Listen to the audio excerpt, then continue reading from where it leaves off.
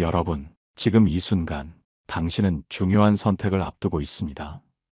그리고 그 선택이 잘못된다면 무엇을 잃게 될까요? 어쩌면 그 선택은 당신의 하루를 혹은 당신의 관계를 심지어 당신의 인생을 바꿔놓을지도 모릅니다. 그런데 말이죠. 이런 상황 속에서 우리는 종종 감정이라는 벽에 부딪히곤 합니다. 특히 화라는 감정은 우리를 가장 쉽게 무너지게 만드는 벽이죠. 혹시 여러분은 최근에 화를 참지 못했던 순간이 있으신가요? 어떤 상황이었나요? 누군가의 말에 혹은 예상치 못한 사건에 순간적으로 화가 치밀어 올라 감정을 주체하지 못한 적이 있나요? 그 감정이 지나가고 난 후 무엇이 남았는지 기억나시나요? 오늘은 그런 이야기를 나눠보려고 합니다. 현명한 사람은 화내지 않는다. 왜일까요? 화는 왜 우리를 잠깐은 강하게 보이게 만들지만 결국엔 스스로를 약하게 만들까요? 오늘 이야기는 부처님과 제자의 일화로 시작해볼까 합니다. 그리고 그 속에서 화라는 감정을 어떻게 다스릴 수 있는지, 우리가 일상에서 어떻게 더 평온하게 살아갈 수 있는지 함께 생각해 보겠습니다. 자, 그럼 첫 번째 이야기로 들어가 보겠습니다. 한 제자가 부처님을 찾아와 말했습니다. 스승님, 저는 화가 나면 참을 수 없습니다. 화가 나면 제 자신을 잃어버리고 나중에 후회하게 됩니다. 이 감정을 어떻게 다스릴 수 있을까요? 부처님은 제자를 데리고 숲속의 맑은 연못으로 갔습니다. 그리고 말씀하셨습니다. 이 연못의 물을 보아라. 지금은 얼마나 맑은가? 제자는 대답했습니다. 매우 맑습니다. 밑바닥까지 보입니다. 부처님은 연못에 돌을 던지며 말했습니다. 지금은 어떠한가? 제자는 대답했습니다. 물이 흔들리고 탁해져서 밑바닥이 보이지 않습니다. 부처님은 미소 지으며 말씀하셨습니다. 내 마음도 이 연못과 같다. 화를 내면 너의 마음은 혼탁해지고 본질을 볼 수 없게 된다. 그러나 시간이 지나면 물이 다시 맑아지듯이 화도 흘러가고 마음은 다시 평온해진다. 그러니 화가 날 때는 연못처럼 잠시 기다리라. 그러면 마음은 다시 맑아질 것이다. 화가 날 때는 즉각적으로 반응하지 말고 잠시 멈추어 기다리면 감정이 자연스럽게 가라앉습니다. 참는 것이 지혜이고 현명함입니다. 여기 또 다른 일화가 있습니다. 어느 날 또 다른 한 제자가 부처님을 찾아왔습니다. 그의 얼굴은 분노로 가득 차 있었습니다. 스승님, 저는 더 이상 참을 수가 없습니다. 어떤 사람은 저를 무시하고 다른 사람은 제 노력을 깎아내립니다. 그들이 저를 이렇게 무시하는데 어떻게 제가 화를 내지 않을 수 있겠습니까? 부처님은 조용히 제자의 얼굴을 바라보았습니다. 그리고 미소를 지으며 말씀하셨습니다. 만약 누군가가 너에게 선물을 주었는데 내가 그 선물을 받지 않는다면 그 선물은 누구의 것이겠느냐? 제자는 잠시 생각하다가 대답했습니다. 그야 당연히 선물을 준 사람의 것이겠지요. 부처님은 고개를 끄덕이며 다시 물었습니다. 그렇다면 누군가가 너에게 화를 내거나 모욕을 주었을 때 내가 그 감정을 받지 않는다면 그 화와 모욕은 누구의 것이겠느냐? 제자는 순간 멈칫했습니다. 그리고 천천히 고개를 끄덕였습니다. 그것은 그 사람의 것이겠지요. 부처님은 미소 지으며 말씀하셨습니다. 그렇다. 다른 이가 화를 내거나 모욕을 할 때 내가 그 감정을 받아들이지 않는다면 그 감정은 그 사람의 것일 뿐이다. 너의 것이 되지 않는다. 이 짧은 대화 속에서 제자는 깊은 깨달음을 얻었습니다. 그리고 부처님의 말씀을 가슴에 새기며 조용히 자리를 떠났습니다. 여러분, 이 이야기에서 우리는 중요한 교훈을 얻을 수 있습니다. 화라는 감정은 우리가 받아들일 때만 우리 것이 된다는 것입니다. 그러니 누군가가 여러분을 화나게 했을 때 그 화를 받아들일 것인지 아니면 내려놓을 것인지는 스스로 선택할 수 있다는 거죠. 오늘 하루 혹시 화나는 일이 생긴다면 한번 이렇게 생각해 보세요. 이 감정을 꼭 내가 받아들여야 할까? 그리고 선물처럼 받지 않고 그냥 흘려보낼 수 있다면 여러분은 더 평온한 하루를 맞이할 수 있을 것입니다. 잠시 후에는 화와 감정을 다스리는 구체적인 방법과 현명한 사람들의 이야기를 더 나눠보겠습니다. 여러분, 혹시 이런 경험이 있으신가요? 모든 것이 순조롭게 흘러가고 있다고 생각한 어느 날, 갑자기 예상치 못한 일이 벌어집니다. 누군가가 나를 비난하거나 무례하게 굴며 내 자존심을 건드리는 순간 말이죠. 그 순간 우리는 화가 치밀어 오르며 마음속에 불이 붙습니다. 그리고 그 불길은 나도 모르게 더 큰 불씨가 되어 주변까지 태워버리곤 합니다. 오늘은 그 불씨를 다스리는 법에 대해 이야기해 볼까 합니다. 왜 어떤 사람은 쉽게 화를 내지 않고 언제나 평온함을 유지할 수 있을까요? 그리고 우리는 어떻게 그들처럼 현명하게 화를 다스릴 수 있을까요? 며칠 전 저는 카페에서 친구와 함께 이야기를 나누고 있었습니다. 주말이라 손님이 많았고 우리 옆자리에는 커피를 기다리며 초조해하는 한 남성이 앉아 있었습니다. 그 남성은 주문한 커피가 늦어지자 점점 얼굴이 붉어지며 종업원을 향해 큰 소리로 불평을 하기 시작했습니다.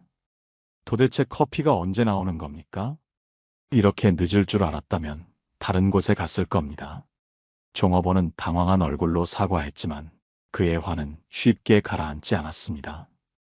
결국 남성은 커피를 받기도 전에 화를 내며 자리를 떠났고 그 자리에 남은 것은 불쾌한 분위기와 주변 사람들의 어색한 표정뿐이었습니다. 그런데 같은 상황에서 한 중년 여성은 완전히 다른 반응을 보였습니다. 그녀 역시 커피가 늦어졌지만 조용히 책을 읽으며 기다리고 있었습니다. 오히려 종업원이 커피를 늦게 가져다 주며 사과했을 때 그녀는 미소를 지으며 말했습니다. 괜찮아요. 바쁘신데 고생 많으시네요. 감사합니다. 똑같은 상황이었지만 한 사람은 화를 선택했고 다른 사람은 평온을 선택한 것입니다. 왜 우리는 화를 선택할까? 사실 우리가 화를 내는 이유는 단순합니다. 상황이 내 뜻대로 흘러가지 않기 때문입니다. 하지만 세상은 늘 내 뜻대로 움직이지 않습니다. 그리고 그 상황에서 어떻게 반응할 것인지는 우리의 선택에 달려 있습니다. 부처님은 이런 말씀을 하셨습니다. 감정은 물 위의 잔물결과 같다. 물결이 일어나면 사라지는 것도 자연스러운 법이다. 이 말씀처럼 화라는 감정도 순간적으로 일어날 수는 있지만 그것을 오래 붙잡고 있는 것은 우리의 선택입니다. 우리가 그 물결을 그냥 흘려보낼 수 있다면 더 이상 그것에 휘둘리지 않을 수 있습니다. 여러분은 어떤 선택을 하고 싶으신가요? 다음에 화나는 상황이 생겼을 때 그 감정을 꼭 받아들여야 할까요? 혹시 이렇게 생각해 보세요. 이 감정을 내가 받아들여야 할까? 아니면 그냥 지나가게 놔두는 게 나을까? 조금 더 현명한 선택을 하는 연습을 해보는 건 어떨까요? 다음 이야기에서는 고대 철학자들이 화를 다스리는 방법에 대해 나눠보겠습니다. 여러분은 혹시 고대 철학자들이 화라는 감정을 어떻게 다스렸는지 궁금하신 적 있으신가요? 화는 인간이라면 누구나 느끼는 자연스러운 감정입니다. 하지만 그 감정을 어떻게 다루느냐에 따라 삶의 질이 크게 달라지죠. 고대 그리스의 스토아 철학자들은 화를 이성으로 다스리는 법을 강조했습니다. 그들은 감정을 무조건 억누르는 것이 아니라 감정을 관찰하고 다스리는 능력을 기르는 것이 중요하다고 말했죠. 오늘은 그 중에서도 에픽테토스의 이야기를 나눠볼까 합니다. 에픽테토스는 이렇게 말했습니다. 우리를 괴롭히는 것은 사건 그 자체가 아니라 그 사건에 대한 우리의 생각이다. 여러분, 한번 곰곰이 생각해 보세요. 누군가가 나를 무례하게 대했을 때 그것이 정말로 나를 불행하게 만드는 걸까요? 아니면 그 상황을 바라보는 나의 해석이 나를 더 화나게 만드는 걸까요? 에픽테토스는 우리에게 이렇게 묻고 있는 겁니다. 당신이 화가 나는 것은 그 사람 때문인가요? 아니면 그 사람의 행동을 어떻게 받아들이느냐 때문인가요? 예를 들어 볼까요? 어느 날 한 직장인이 지하철에서 자리를 양보하지 않는 청년을 보고 화가 났습니다. 요즘 젊은 사람들은 왜 이렇게 예의가 없을까? 그는 속으로 분노를 키우며 하루 종일 그 상황을 곱씹었습니다. 하지만 그 청년은 정말로 무례했던 걸까요? 아니면 그에게도 우리가 모르는 사연이 있었던 걸까요? 사실 그 청년은 전날 밤을 거의 새우다시피 일하고 몸이 너무 피곤해 겨우 자리에 앉아 있었던 것입니다. 우리가 알지 못하는 상황이었지만 그 직장인은 자신의 생각으로 인해 스스로를 화나게 했던 거죠. 스토아 철학자들은 이렇게 말합니다. 세상은 우리의 통제 밖에 있지만 우리의 생각과 반응은 우리의 통제 안에 있다. 부처님의 가르침도 이와 일맥상통합니다. 감정은 순간적이지만 그 감정을 오래 붙잡고 있는 것은 우리의 선택이라는 점에서요. 여러분은 어떠신가요? 혹시 지금도 누군가의 말이나 행동이 떠올라 화가 나고 계신가요? 그렇다면 잠시 생각해 보세요. 이 감정을 붙잡고 있어야 할까? 아니면 그냥 흘려보내는 것이 나를 더 자유롭게 해줄까? 우리는 모두 완벽한 통제를 원합니다. 하지만 세상은 늘 우리 뜻대로 흘러가지 않죠. 그렇다면 화라는 감정에서 자유로워지는 것이 진정한 통제 아닐까요? 화에서 벗어나는 방법을 더욱 깊이 탐구해 보겠습니다. 부처님의 삶을 보면 우리가 어떻게 화를 다스릴 수 있는지에 대한 힌트를 얻을 수 있습니다. 오늘은 그 중에서도 제자들과 나눈 특별한 이야기를 소개하려 합니다. 이 이야기 속에서 부처님은 화를 다스리는 방법뿐 아니라 인간관계 속에서 오는 갈등을 어떻게 지혜롭게 풀어야 하는지도 알려주십니다. 어느 날 부처님께서 제자들과 함께 마을을 지나가고 있었습니다. 그 마을에는 부처님의 가르침을 싫어하는 한 농부가 살고 있었죠. 그 농부는 부처님을 보자마자 화를 참지 못하고 소리를 질렀습니다. 당신은 왜 사람들에게 아무 쓸모없는 가르침을 전파하는 겁니까? 우리 마을 사람들이 당신의 말을 듣고 일을 그만두고 게으르게 살고 있습니다. 농부는 얼굴이 붉어져가며 부처님께 온갖 모욕적인 말을 퍼부었습니다. 부처님의 제자들은 그 모습을 보고 분노했습니다. 그들은 곧바로 농부를 꾸짖으려 했죠. 하지만 그 순간 부처님께서는 손을 들어 제자들을 멈추셨습니다. 그리고 농부에게 다가가 부드러운 목소리로 말씀하셨습니다. 그리고 미소 지으면서 돌아오셨죠. 제자들은 그 모습을 보고 화가 치밀어 올랐습니다. 그러나 부처님은 평온한 얼굴로 그 말을 들을 뿐이었습니다. 그 농부가 떠난 후 제자들이 물었습니다. 스승님, 왜 그런 모욕적인 말을 듣고도 화를 내지 않으셨습니까? 부처님은 조용히 말씀하셨습니다. 만약 누군가가 보리수 아래에 앉아있는 나를 향해 돌을 던진다면 나는 그 돌을 피하지 않을 것이다. 왜냐하면 그 돌은 나를 다치게 하지 않기 때문이다. 내 마음이 평온하다면 어떠한 말도 나를 다치게 할 수 없다. 우리의 마음이 평온하다면 외부의 비난이나 공격은 우리를 다치게 할 수 없습니다. 화를 다스리는 방법은 마음의 평화를 유지하는 것입니다. 조용히 떠난 농부도 화를 내었던 제자들도 부처님의 평온한 태도를 보고 그제야 자신의 행동들을 돌아보았습니다. 부처님은 화에 휘둘리지 않고 오히려 감정에 빠진 사람들을 연민의 마음으로 바라보고 있었던 것입니다. 여러분은 혹시 이런 경험이 있으신가요? 누군가의 말이나 행동이 나를 화나게 했을 때 그 화를 오랫동안 품고 있었던 기억 말이죠.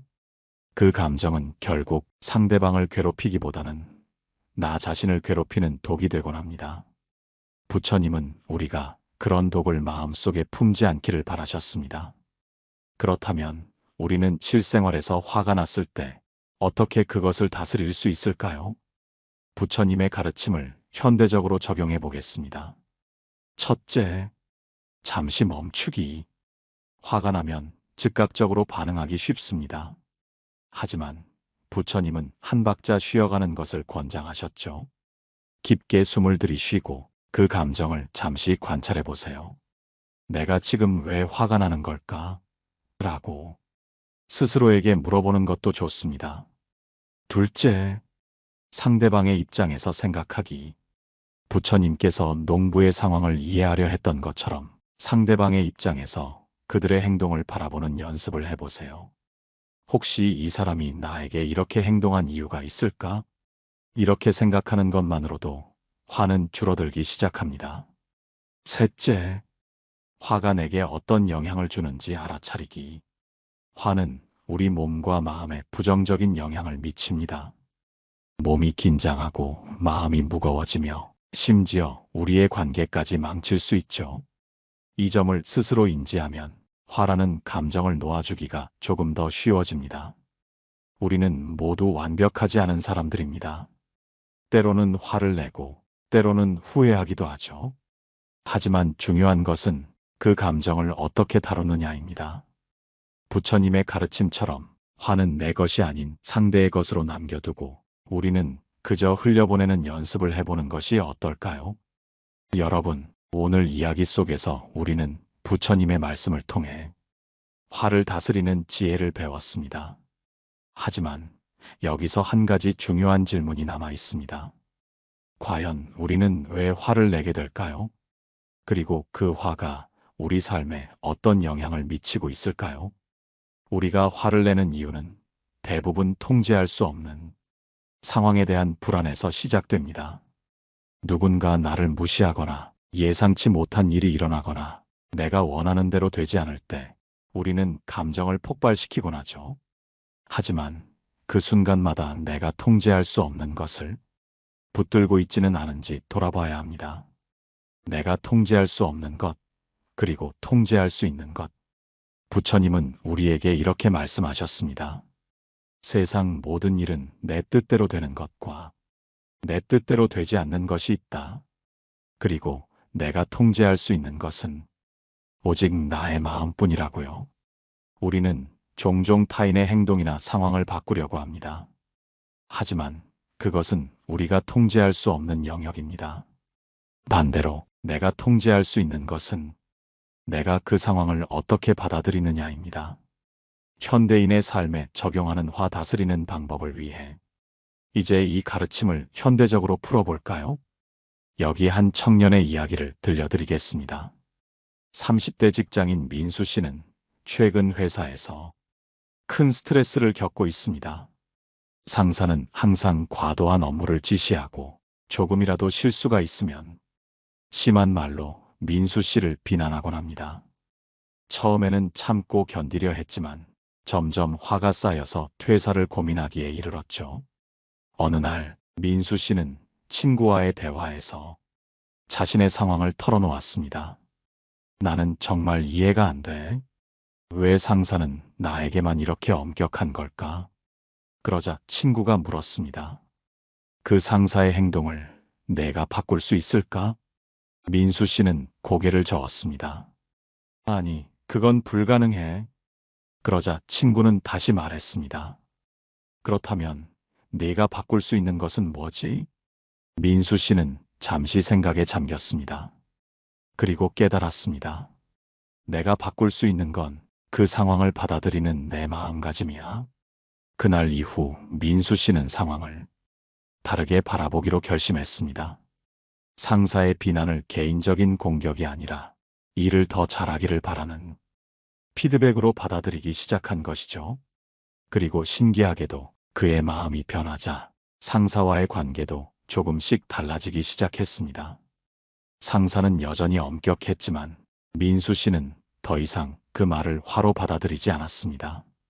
화는 흘러가는 물과 같다. 여러분, 화는 마치 흐르는 물과 같습니다. 그 물이 내 마음속에 고여 있다면 시간이 지나면서 썩어 우리를 병들게 합니다. 하지만 그 물을 흘려보내면 우리는 다시 맑고 평화로운 상태를 되찾을 수 있죠. 부처님은 우리에게 그 물을 붙들지 말고 흘려보내라고 가르치셨습니다. 그것이 바로 마음의 평화를 되찾는 첫걸음입니다. 청취자 여러분의 생각은 어떠신가요? 오늘 방송을 들으시면서 혹시 여러분도 마음속에 품고 있던 화를 떠올리셨나요? 그 화가 여러분의 삶에 어떤 영향을 미치고 있었는지요? 이제는 그 화를 놓아주는 연습을 해보면 어떨까요? 한 박자 쉬어가기, 상대방의 입장에서 바라보기, 그리고 통제할 수 없는 것은 흘려보내기. 이 세 가지를 기억해 주세요. 오늘의 방송이 여러분에게 작은 위로와 깨달음이 되었기를 바랍니다. 마음속에 쌓인 화를 조금이라도 덜어낼 수 있었다면 그것만으로도 저희는 큰 보람을 느낍니다. 방송이 끝난 후에도 여러분의 생각과 경험을 댓글로 남겨주세요. 혹시 여러분이 실천해본 화 다스리는 방법이 있다면 다른 청취자들과 함께 나누어 주세요. 그리고 좋아요와 구독도 잊지 마시고요.